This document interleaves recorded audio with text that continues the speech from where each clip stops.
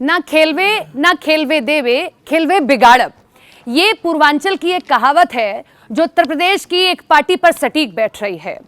ये पार्टी है बहुजन समाज पार्टी, जी हम मायावती की बात कर रहे हैं, क्योंकि बीते कई चुनावों में ये दिखाई दिया, चाहे वो विधानसभा का चुनाव हो या लोकसभा का चुनाव हो, कि मायावती एक पार्टी का खेल हमेशा से बिगाड़ती रही हैं, और वो है समाजवादी पार्टी। कैसे, आप एक उदाहरण के तौर पर समझिए। आजमगढ़ समाजवादी पार्टी का गढ़, जहां मुस्लिम वोटर्स अच्छी खासी संख्या में हैं, निर्णायक भूमिका में हैं, वहां से गुड्डू जमाली उतारे जाते हैं विधानसभा चुनाव में भी, और जो अभी बाईपोल हुए जिसमें धर्मेंद्र यादव उतरे थे उस चुनाव में भी गुड्डू जमाली के उतरने से यह हुआ कि लगभग 1 लाख वोट जो है गुड्डू जमाली के मिले थे, और इसमें उन्होंने वोट काटने का काम किया धर्मेंद्र यादव का, यानी कि समाजवादी पार्टी के लिए उन्होंने चुनौती खड़ी कर दी।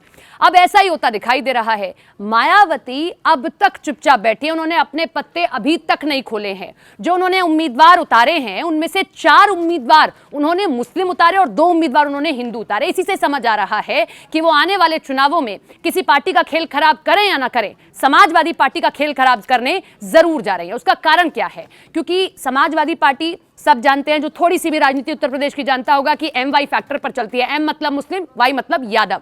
लेकिन जब भी कहीं ऐसा कोई कॉन्स्टिट्यूंसी होती है या ऐसी कोई जगह होती है जहां पर मुस्लिम वोटर्स निर्णायक भूमिका में होते हैं, बसपा वहां से मुस्लिम कैंडिडेट को उतार देती है। उससे क्या होता है कि वोट बढ़ जाते हैं, और इसका सीधा सीधा फायदा भारतीय जनता पार्टी को होता हुआ दिखाई देता है।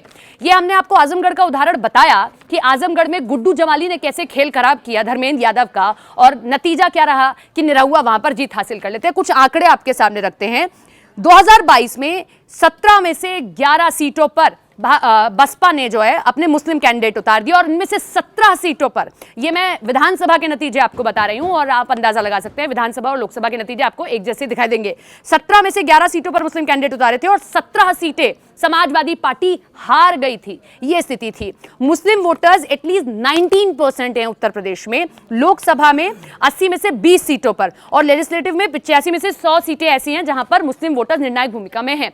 तो इसीलिए कहा जाता है कि मुस्लिम वोटर्स अच्छी खासी संख्या में जिन जिन सीटों पर हैं, वहां पर बसपा को अगर वो मुस्लिम कैंडिडेट उतार देती है, फायदा हो ना हो, वो समाजवादी पार्टी का खेल जरूर बिगाड़ देती है। और राजनीतिक पंडित ये कह रहे हैं कि मायावती की चुप्पी इस ओर इशारा कर रही है कि वो इंतजार कर रही हैं कि कुछ और सीटों पर सभी पार्टियां, चाहे वो कांग्रेस हो चाहे वो समाजवादी पार्टी हो, अपने कैंडिडेट्स को उतार दे, और उसके बाद वो ये देखे कि आखिर अब कैसे टिकट देना है। और ये तक कहा जा रहा है कि जो बाकी पार्टियों से बागी निकल कर आएंगे उनको टिकट दिया जा सकता है। तो इससे सीधा सीधा फायदा, भले ही बसपा इस तरीके से सरकार में ना आ पाए, लेकिन वो अपना वर्चस्व जरूर बचा पाएगी।